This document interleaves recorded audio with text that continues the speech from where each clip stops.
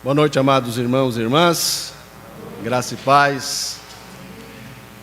Eu espero que todos tenham tido uma passagem de ano muito abençoada pelo Senhor, nesses dias tão diferentes que tivemos, em que muitas vezes não podemos mais fazer aquelas festanças tão grandes com o número de pessoas, mas eu tenho certeza que Deus esteve ao lado dos irmãos.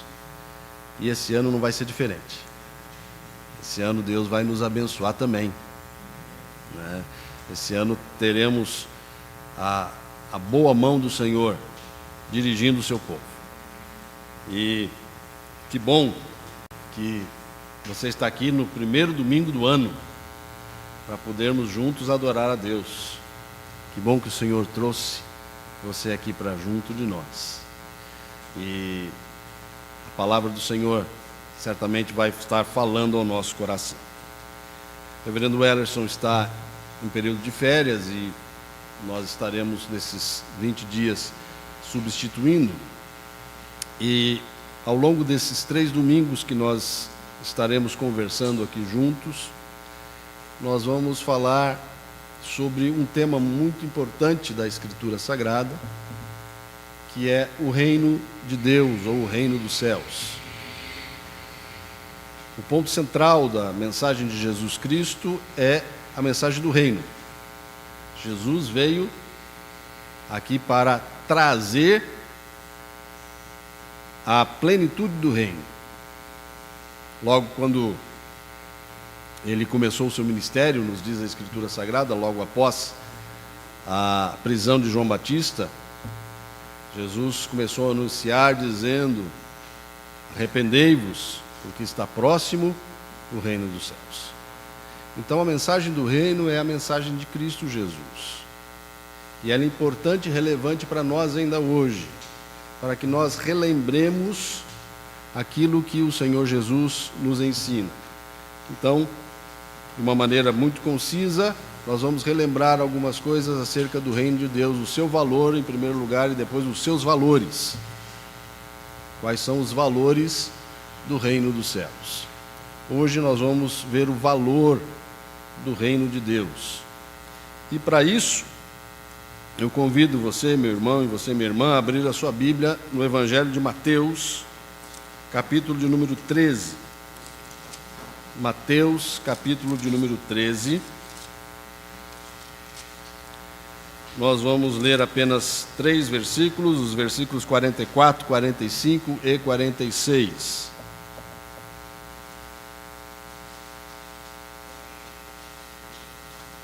Mateus capítulo 13, versículos 44, 45 e 46. São 2 parábolas que Jesus vai nos contar e vai nos ensinar um pouquinho sobre o reino. São parábolas curtas, mas que têm o mesmo significado. Por isso é importante a gente reler e revê-las. Quando Deus nos enfatiza alguma coisa, é porque é importante para a gente. Então, essas 2 parábolas vão estar nos falando sobre o valor do reino de Deus. Diz assim a Sagrada Escritura: o reino dos céus é semelhante a um tesouro oculto no campo, o qual certo homem, tendo-o achado, escondeu. E transbordante de alegria, vai, vende tudo o que tem e compra aquele campo. Segunda parábola diz assim: o reino dos céus é também semelhante a um que negocia e procura boas pérolas, e tendo achado uma pérola de grande valor, vende tudo o que possui e a compra. Vemos aqui 2 histórias que Jesus conta, 2 parábolas que Jesus nos ensina sobre a grandeza e o valor do reino dos céus. Feche seus olhos agora e vamos falar com Deus para que o Senhor nos abençoe na exposição da sua palavra. Amado Deus, querido Pai, obrigado porque acabamos de ler a tua palavra. E Senhor, que inspirou, ó Deus, as Escrituras Sagradas, possa estar falando agora diretamente aos nossos corações. para que entendamos, ó Deus, aquilo que o Senhor deseja de nós, para que, ó Deus, a nossa fé seja fortalecida, para que os nossos corações, ó Deus, sejam preenchidos com a graça do Senhor. Que o Teu Espírito Santo que está presente aqui possa atuar nas nossas vidas agora. Não permitindo, ó Deus, que sejamos distraídos, mas que tenhamos os nossos corações abertos para que o fruto da Tua Palavra, para que a semente da Tua Palavra possa vir, ó Deus, a entrar e encontrar um espaço, uma terra fértil, para ali, ó Deus, germinar, crescer e frutificar.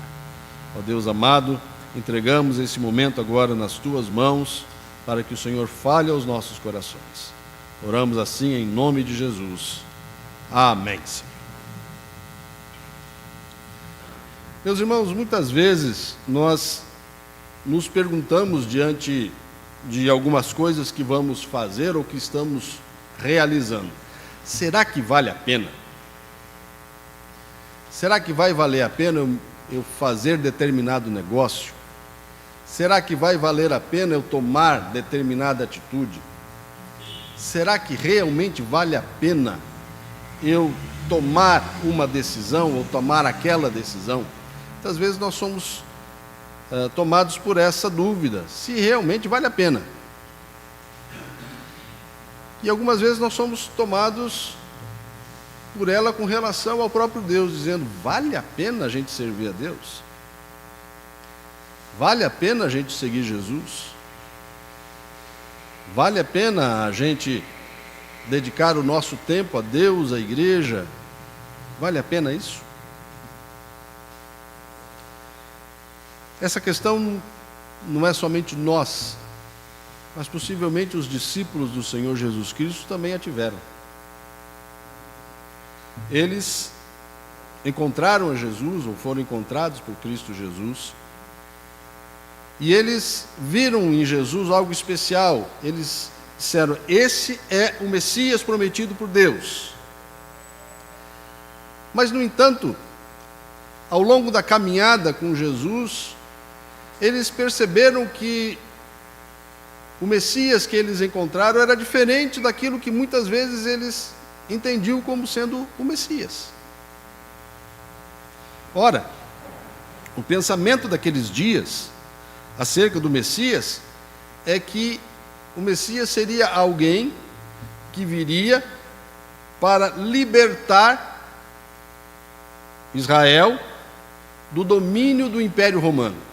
Naqueles dias o Império Romano estava subjugando Israel, e eles não admitiam que o povo de Deus fosse subjugado e dominado por gentios, por estrangeiros. Então eles achavam que o Messias era aquele que iria vir para guerrear, para expulsar os romanos, para sentar no trono de Davi e ali começar a reinar. Mas não era isso que estava acontecendo. Eles viram e acharam um Messias que nasceu humildemente, como nos lembramos agora no Natal. Nasceu numa manjedoura, não nasceu num palácio, não nasceu de forma oficial e glamurosa, mas nasceu de uma maneira muito humilde. Aquele Messias que eles achavam que seria aquele que iria pegar em armas e incitar o povo a rebelar-se contra o Império Romano, é aquele que, sentado no monte, dizia assim: bem-aventurados os mansos, bem-aventurados os pacificadores, felizes aqueles que são perseguidos. Não era essa a ideia que eles faziam de Messias. Não era esta o discurso que eles achavam que o Messias viria fazer. E muitas vezes, esse próprio Messias estava sendo confrontado com os principais religiosos da época, os fariseus. Se você olhar um pouquinho para trás, no capítulo de número 12, só para a gente ter a noção um pouco do contexto, vocês vão ver que os fariseus entravam num confronto direto com Jesus. Capítulo 12, versículos 1 e 2, diz assim: por aquele tempo, em dia de sábado, passou Jesus pelas searas. Ora, estando seus discípulos com fome, entraram a colher espigas e a comer. Os fariseus, porém, vendo isso, disseram: eis que os teus discípulos fazem o que não é lícito fazer em dia de sábado. Já confrontou Jesus. Vejam aqui, no versículo 14, depois de Jesus curar um homem de mão ressequida, ali na sinagoga, versículo 14 nos diz assim: retirando-se, porém, os fariseus, conspiravam contra ele, sobre como lhe tirariam a vida. Vejam, essa era a ideia do Messias. O Messias estava sendo ali confrontado pelos religiosos de sua época. E não somente pelos religiosos, até a sua própria família tinha ainda descrença acerca de Jesus. Capítulo 12 ainda, versículo 46, Jesus estava ensinando o povo e de repente chegam a ele dizendo: falava ainda Jesus ao povo, e eis que sua mãe e seus irmãos estavam do lado de fora procurando falar-lhe. Nem os próprios familiares de Jesus entendiam direito quem era o próprio Jesus Cristo. Aqueles discípulos de Jesus começavam a ter na sua ideia: será que realmente nós estamos seguindo a pessoa certa? Será que é isso mesmo? Será que vale a pena seguir Jesus? Será que vale a pena a gente perseguir e persistir nisso? A partir disso, Jesus apresenta algumas parábolas acerca do reino dos céus, que mostraram aos seus discípulos algumas realidades sobre o reino, algumas verdades que os discípulos precisavam entender. E dentre estas verdades estava a verdade de que o reino dos céus tinha valor. O reino dos céus era importante. Por mais que talvez eles não conseguissem compreender naquele momento toda a extensão do reino dos céus e todo o ministério de Jesus, valeria a pena, sim, seguir a Jesus, porque o reino dos céus tem valor. E para apresentar isso, Jesus conta duas histórias sobre, primeiramente, um tesouro escondido, que é achado, e depois sobre um negociante que procura pérolas e de repente ele acha uma pérola de grande valor. E a partir dessas duas ideias, Jesus vai mostrar o valor do reino dos céus. E eu gostaria de conversar com vocês nessa noite sobre esse tema, o valor do reino de Deus. Como que nós podemos entender o valor do reino de Deus? Meus irmãos, em primeiro lugar, o valor do reino de Deus se dá porque o reino é comparável aqui como um tesouro preciso e precioso. Nos diz a Escritura Sagrada que Jesus fala aos seus discípulos dizendo: o reino dos céus é semelhante a um tesouro oculto no campo.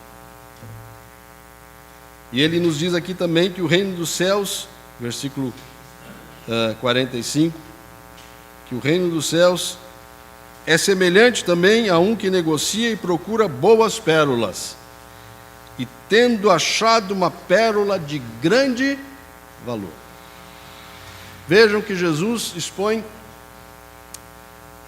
o valor do reino dos céus comparado a elementos que são valiosíssimos. É um tesouro e uma pérola. É óbvio que o reino dos céus é semelhante, não é igual a um tesouro e uma pérola. Porque, na verdade, o reino dos céus é muito maior do que qualquer tesouro e do que qualquer pérola. O valor do reino dos céus não é medido pelas coisas materiais, porque o reino dos céus é a extensão do governo de Deus no mundo. Jesus está afirmando que Deus está governando o mundo e que isso é de grande valor. Ser membro deste reino dos céus, fazer parte desse reino, é de um valor indescritível. O reino é igual a um tesouro que foi escondido no campo.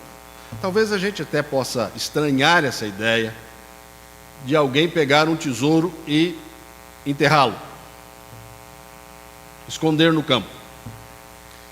Mas era basicamente comum isso acontecer, especialmente na Palestina, na região ali onde Jesus viveu com seus discípulos, disso acontecer. Aquela região, ela foi sempre marcada por guerras, por invasões.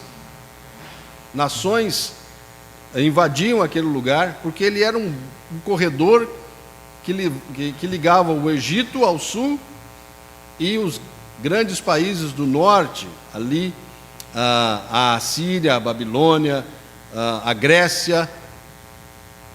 Ele era um caminho, um corredor que levava a grandes rotas de comércio. Então era muito comum que nações invadissem aquela terra. E no deserto que ali vivia, que ali estava, viviam muitas tribos nômades que também assaltavam as pessoas. Eles batiam em cidades que não eram iguais às nossas, eram menores, e muitas vezes ali saqueavam as cidades. Então, as pessoas, para ter a segurança dos seus tesouros, já que não havia banco naquela época, nem seguradoras, elas pegavam os seus bens e enterravam. E muitas vezes, esses bens ficavam enterrados muitos e muitos anos. E as pessoas até se esqueciam aonde estavam ou tinham enterrado seus tesouros. E de repente vai alguém arar um campo, vai alguém mexer na terra, semear a terra, e de repente bate com um tesouro. Era muito comum. Por isso Jesus usa essa ilustração, e ele vai nos dizer que o reino dos céus é como alguém que teve essa oportunidade de mexer no campo e de repente ele acha um grande tesouro, um tesouro que estava enterrado. E é um tesouro de grande valor. Assim é o reino dos céus. Meus irmãos, o reino dos céus tem um valor enorme. E o valor do reino dos céus não está nas coisas materiais, mas o valor do reino dos céus está em quem é o seu governante. Quem é o governante do reino dos céus? É César? O imperador romano? É Herodes? Ali, o rei da Judéia? Não. É o eterno e soberano Deus. É Deus quem governa. É Deus quem está assentado no trono. É Deus quem está ali sobre todas as coisas, governando tudo o que acontece nesse mundo. Lembro-me da visão de Isaías, no capítulo 6, onde nós vemos o chamamento do profeta. E no cabeçalho desse chamamento há algo que é interessante. Ele descreve a situação em que este chamamento, essa visão que Isaías teve, se realizou. No ano da morte do rei Uzias. O rei Uzias, ou Azarias, também conhecido por esse nome, foi um dos reis mais importantes que o Reino do Sul teve. Debaixo do seu governo havia estabilidade política, havia estabilidade comercial, havia estabilidade financeira. Ele fez grandes obras, ele contribuiu imensamente para o desenvolvimento da nação. Era alguém que trazia segurança para o povo. Mas esse homem morreu. E talvez algumas pessoas ali estavam desesperançosas, porque o seu grande líder, o seu grande chefe, aquele que conduzia muito bem a nação, já não estava mais com eles. E naquela visão, Deus faz Isaías enxergar algo interessante. Nesse mesmo capítulo nos diz que no ano da morte do rei Uzias, Isaías entrou no templo e teve uma visão de alguém que estava assentado num trono. E não era Uzias, era o Senhor. E nos diz a Escritura Sagrada que esse trono não era um trono comum. Descreve esse trono como um alto e sublime trono. Sem dúvida nenhuma, alto e sublime, mostra a majestade, a grandeza e a superioridade que havia entre o Senhor que governava os céus e a terra, do que o homem, Uzias, que governava a nação escolhida por Deus. Deus era muito maior do que Uzias. Uzias havia falecido, mas o controle ainda estava nas mãos de Deus. E é isso que o Senhor Jesus Cristo nos mostra, queridos. Que o controle está nas mãos de Deus.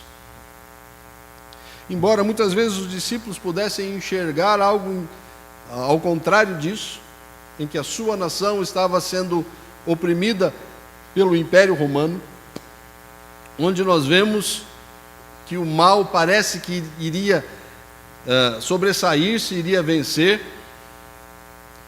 Eles olhavam para aquilo, mas Jesus lhes diz: Deus tem o controle sobre todas as coisas.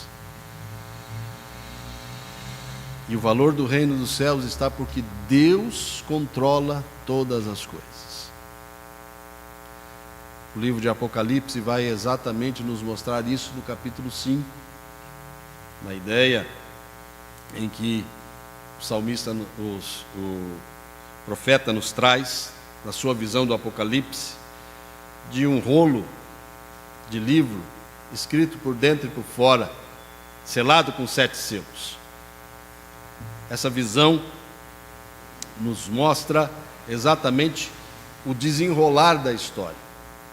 Esse rolo simboliza e significa o desenrolar da história. E ninguém podia mexer nesse rolo. Ninguém podia abri-lo. Ninguém era digno de fazer o desenrolar da história. Mas eis que o Cordeiro de Deus estava morto, mas que reviveu.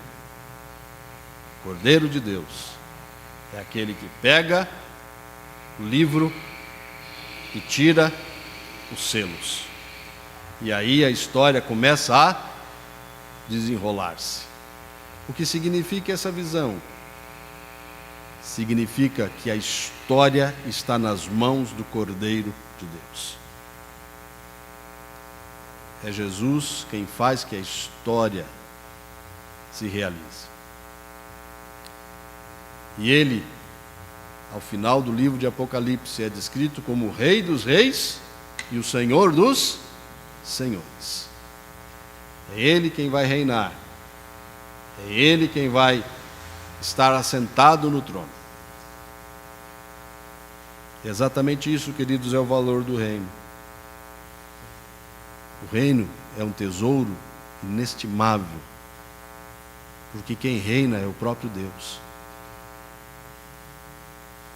Muitas vezes para nós pode estar sendo muito parecida a história com os discípulos. A gente pode olhar para o mundo e achar que as coisas não estão assim do jeito como a gente queria que fosse. Parece que o mal está prevalecendo, não é verdade?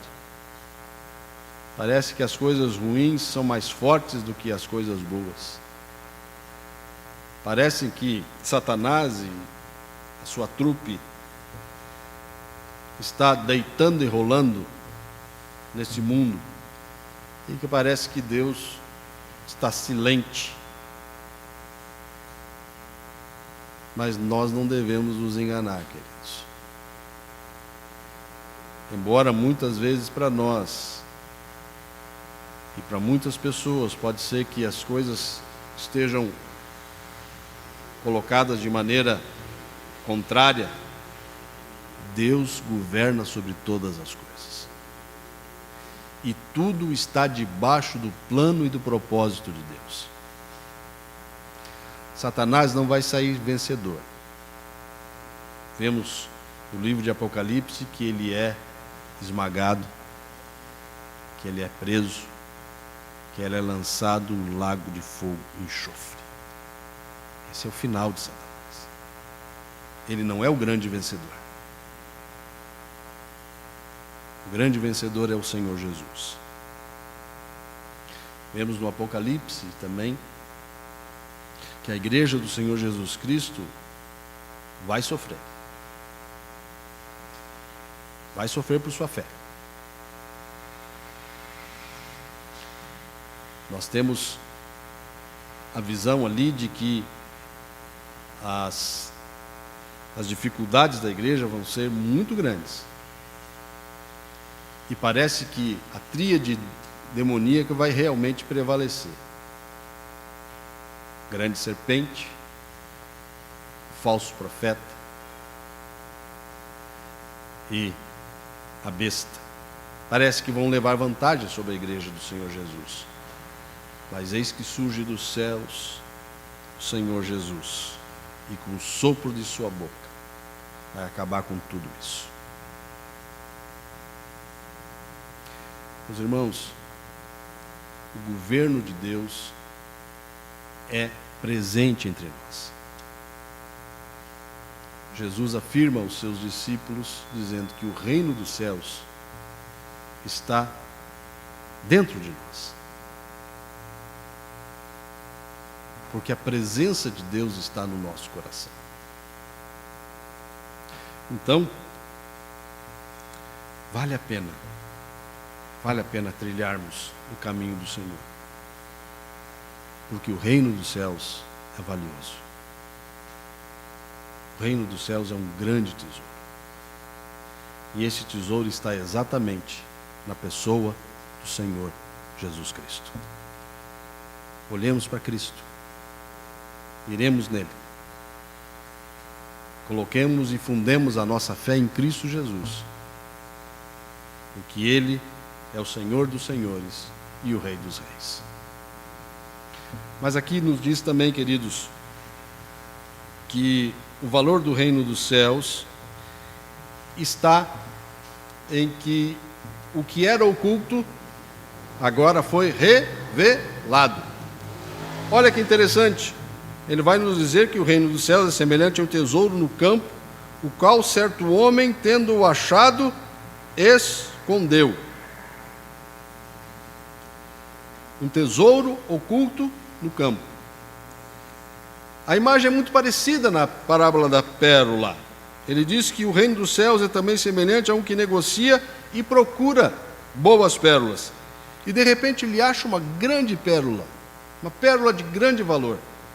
Uma pérola em que ele não sabia onde estava, mas ela veio e apareceu. A ideia daquilo que estava oculto, mas que agora nos foi revelado, nos foi mostrado. Essa é a ideia que Deus mostra para nós. Para os discípulos do Senhor Jesus Cristo, algumas coisas pareciam para eles ocultas. eles não tinham conhecimento delas. Não fazia muito sentido para eles algumas coisas. Mas em Cristo Jesus, eles começavam a compreender qual era a vontade de Deus, qual era a extensão desse reino, qual eram os valores desse reino. Na Escritura Sagrada, nós vemos muitas imagens que nos revelam e nos mostram e nos apontam para Jesus. Porque Jesus Cristo é o cerne da história. E Jesus Cristo é o ator principal da Escritura Sagrada. Toda a Escritura Sagrada nos converge a Jesus. Aquilo que antes estivera oculto, agora nos é revelado em Cristo Jesus. João, no seu Evangelho, logo no começo do seu Evangelho, no capítulo 1, falando do Verbo de Deus, que é Jesus, ele vai nos dizer no versículo 14 do capítulo 1, e o Verbo se fez carne e habitou entre nós, cheio de graça e de verdade, e vimos a sua glória, glória como do unigênito do Pai. Mais tarde, Jesus, no capítulo 14, respondendo a Filipe, que faz uma pergunta para Jesus: Senhor, mostra-nos o Pai. E Jesus responde para Filipe: Filipe, eu estou tanto tempo com vocês e vocês não me conhecem ainda. Quem vê a mim, vê o Pai. Como você pode me dizer, mostra-nos o Pai? Em Jesus Cristo nos é revelado toda a vontade de Deus. Paulo vai nos dizer, lá em Romanos capítulo 15, que tudo o que foi escrito lá no Antigo Testamento, tudo que na Bíblia outrora tinha sido escrito, ela serve para nos ensinar, serve para nos mostrar quem é Jesus, para que tenhamos paciência e perseverança. Toda a Escritura Sagrada aponta para Jesus. Nenhuma história da Escritura Sagrada tem um fim se não for levar-nos a reconhecermos quem nós somos e quem é Jesus. Ora, Deus permitiu que o seu povo fosse escravo do Egito por 400 anos. 400 anos. É bastante tempo. Mas ao findar disso, ele levanta um homem chamado Moisés, nascido no palácio de Faraó, para libertar o seu povo. E no dia em que o povo é liberto, depois dos egípcios sofrerem vários reveses através das pragas, 9 haviam já passado, e a 10ª praga estava por vir. E nessa praga que traria o anjo da morte, que ceifaria a vida dos primogênitos de todos os egípcios, inclusive do faraó, Deus, de uma maneira especial, inicia a chamada Páscoa. A palavra Páscoa quer dizer passagem, que vai mostrar a saída do povo da escravidão do Egito. E nos diz a Escritura Sagrada que eles deveriam pegar um cordeiro, sacrificar o cordeiro,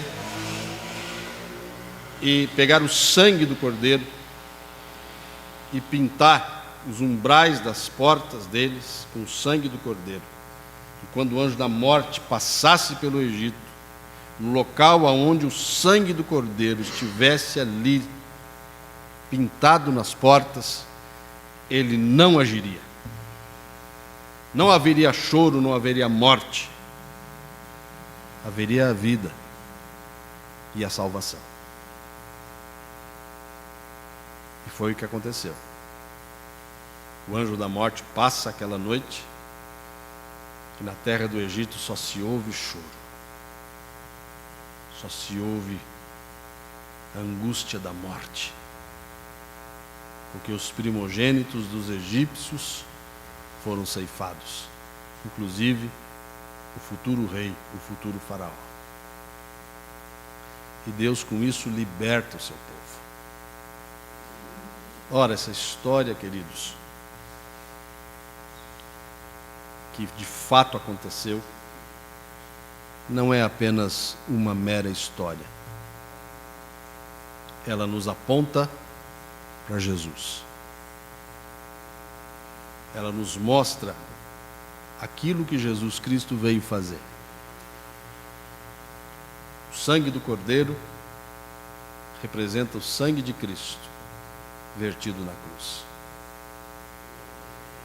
A saída do povo da escravidão do Egito simboliza a nossa redenção lá na cruz, onde nós fomos libertos também da escravidão do pecado e passamos a viver em liberdade no reino do Filho de Deus.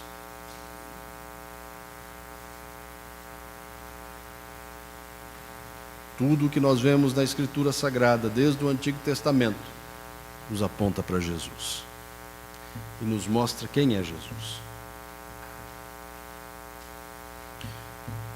Aquilo que estava oculto em Jesus nos foi revelado. Se nós quisermos conhecer perfeitamente quem é Deus e quem somos nós precisamos olhar para Jesus. Jesus é o Deus encarnado, o Verbo que se fez carne, é o Verbo que se tornou como um de nós. Ele era 100% Deus e 100% homem. Quando a gente quer conhecer quem é Deus, a gente precisa olhar para Jesus. Jesus nos mostra quem é Deus. Se nós quisermos saber o que Deus requer de mim e de você para agradá-lo, a gente precisa olhar para Jesus. Eu friso aos irmãos as palavras que o Senhor Deus falou a Jesus no dia do seu batismo e posteriormente no dia da transfiguração. Nesses dois eventos, Deus repete a mesma frase, dizendo a Jesus: Tu és o meu filho amado, em ti me comprazo. Tu és o meu filho amado, em ti eu tenho todo o meu prazer.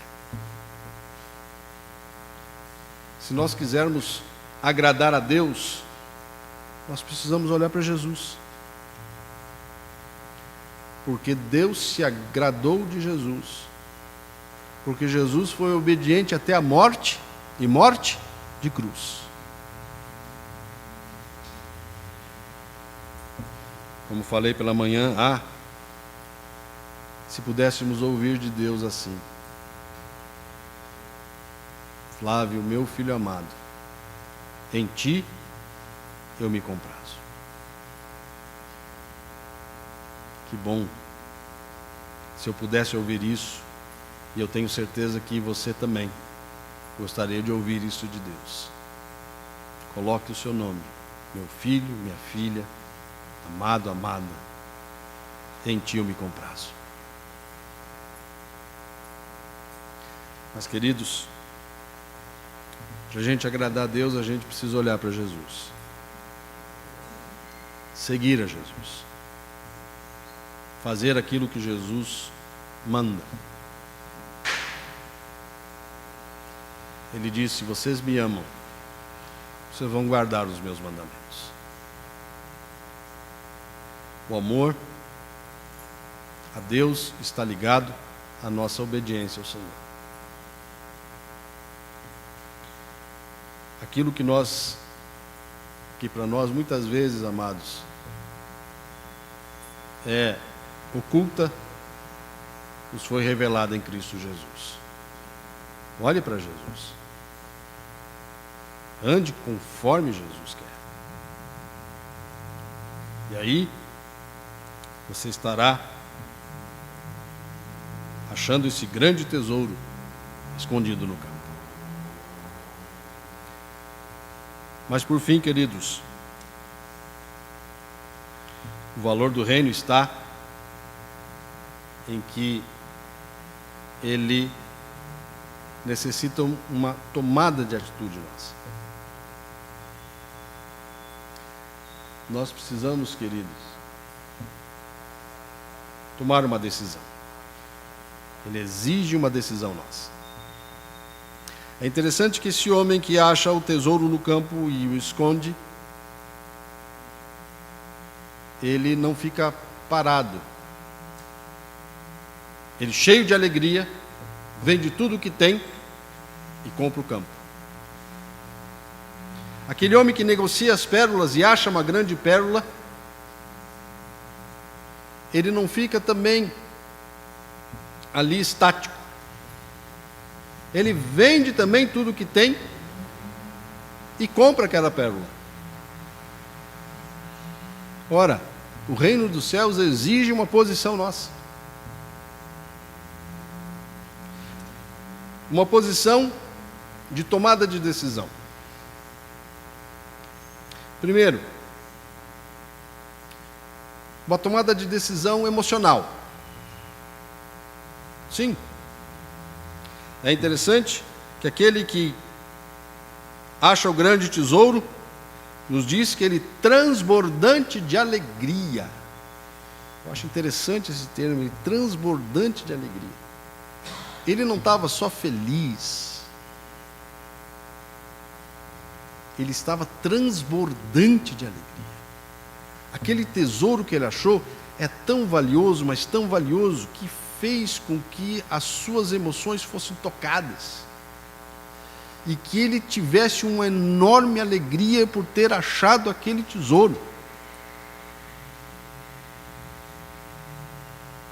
O termo é correto mesmo. A ideia é de uma alegria que não cabe, que transborda, que ultrapassa os limites.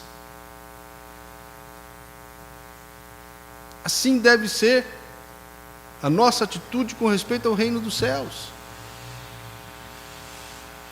Nós precisamos receber o reino dos céus com tremenda e enorme alegria.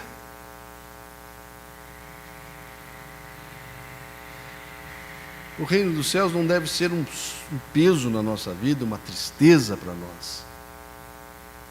O reino dos céus deve ser recebido com alegria, contagiante.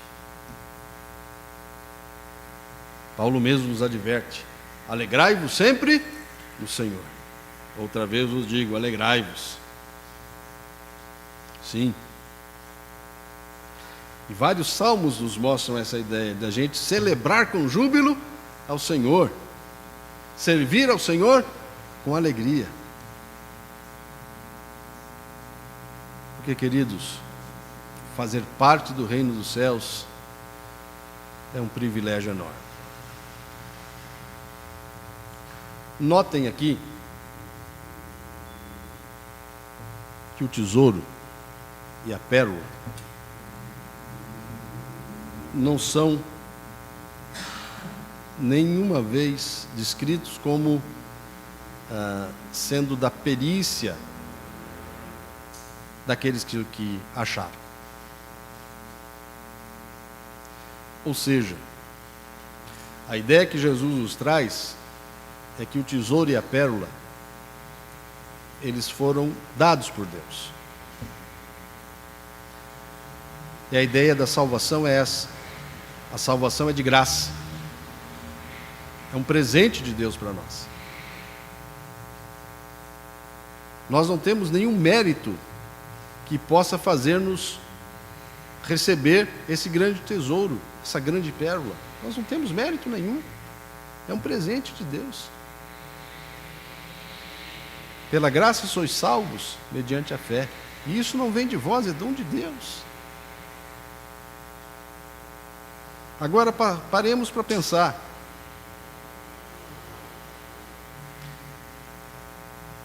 Deus, antes da fundação do mundo, escolheu a mim e a você para receber esse grande presente. Mesmo a gente não merecendo. Mas Deus, por seu amor e por sua graça, nos deu a salvação. Talvez não haja notícia melhor no mundo do que essa. Porque quem sou eu, meus irmãos? Para ser achado entre aqueles que vão herdar a vida eterna, quem sou eu? Mas Deus, por misericórdia, nos achou e nos salvou. E esse é um privilégio, queridos, que não será para todos. Infelizmente. Não será para todos. Um dos mistérios do reino dos céus nos é descrito na próxima parábola. Como de manhã eu vou lê-la para os irmãos entenderem aqui o que eu estou falando. Jesus vai falar exatamente disso. Haverá separação. Vejam comigo. Versículo 47. O reino dos céus é ainda semelhante a uma rede que, lançada ao mar, recolhe peixes de toda espécie. E quando já está cheia, os pescadores arrastam-na para a praia e, assentados, escolhem os bons para os cestos e os ruins deitam fora. Assim será na consumação do século. Sairão os anjos e separarão os maus dentre os justos e os lançarão na fornalha acesa. Ali haverá choro e ranger de dentes. Essa parábola mostra que nem todos terão o privilégio da salvação. Mas nós somos salvos pela graça de Deus. Isso é algo que deve mexer com a gente. Isso é algo que deve motivar a gente. Isso é algo que deve trazer alegria no nosso coração.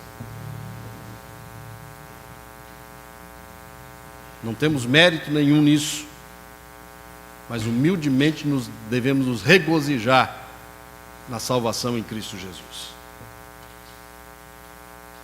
Sim, como cristãos devemos servir a Deus com muita alegria. Devemos buscar a Deus com entusiasmo. Devemos fazer desse ano um ano de júbilo, de alegria no Senhor. De termos a graça da salvação e termos, queridos, a alegria de servirmos ao Senhor. Não podemos achar que é de só menos importância esse presente de Deus. Alegria.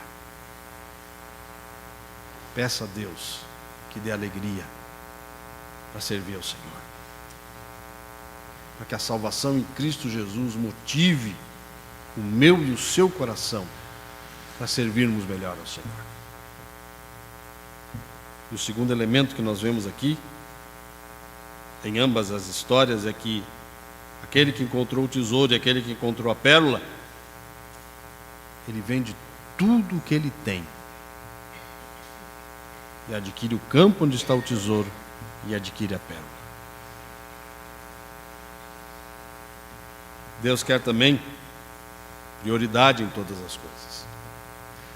Não deve haver nada mais importante do que a busca do reino dos céus. Não deve ter nada mais importante. O reino dos céus deve ser tão valioso para nós que qualquer coisa que nós tenhamos é secundária. É digna de ser vendida, ser desfeito daquilo, para que a gente busque o reino dos céus. Jesus nos adverte: buscai, pois, em primeiro lugar o reino de Deus e a sua justiça, e as demais coisas serão acrescentadas. Mas a gente precisa tomar essa atitude de buscar a Deus em primeiro lugar. Por isso, irmãos, muitas vezes talvez possamos perguntar: vale a pena? Jesus diz: vale. Vale muito a pena, porque o reino dos céus é precioso. O reino dos céus vale a pena, é de grande valor. Vale a pena porque em Cristo Jesus nós vemos que Deus governa sobre todas as coisas. Nós vemos que em Cristo Jesus aquilo que nós precisamos saber que estava oculto agora nos foi revelado. E vale a pena porque o privilégio da salvação é algo que deve trazer alegria transbordante para nós. E a decisão de tudo deixarmos, se necessário for, por Cristo Jesus.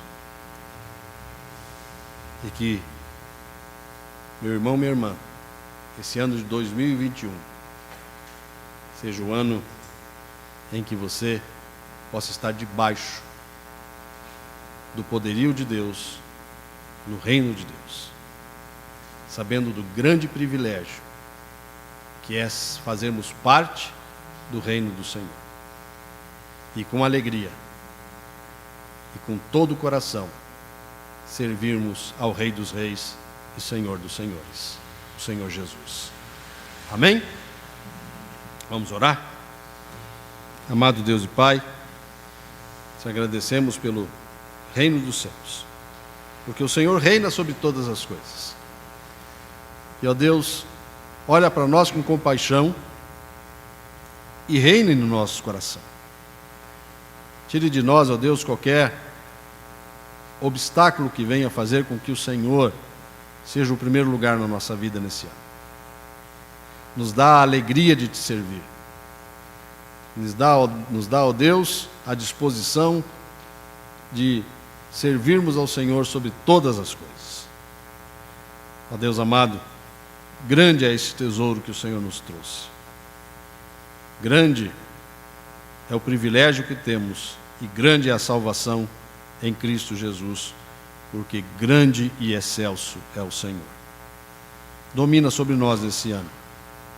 Esteja ao nosso lado, pois precisamos de Ti. Em nome de Jesus. Amém.